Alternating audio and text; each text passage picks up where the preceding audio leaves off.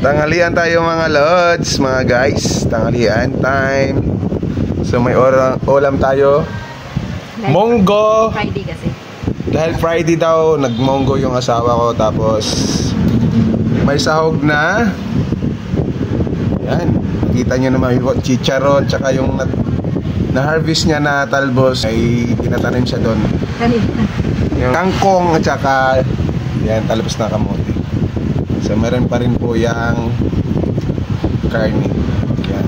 So tanghalian time. Then may panghimagas naman. Yan, yun no. Manggang green. Asim yan, ayoko niya. Matamis na siya. Sige, try natin mamaya. So kain muna tayo.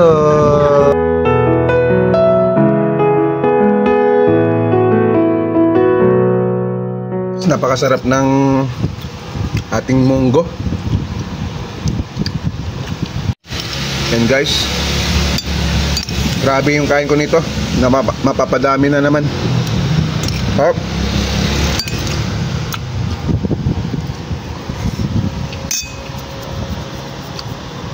Sarap na ang monggo.